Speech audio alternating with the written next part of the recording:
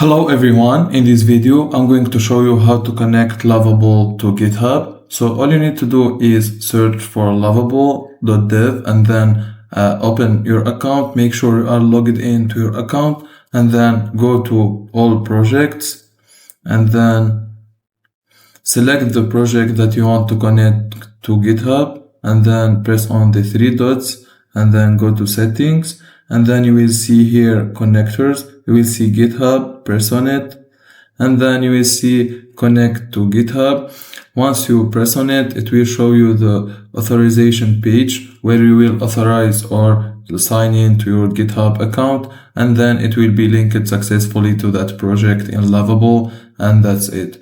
If you find this video helpful, don't forget to like and subscribe, and thank you for watching.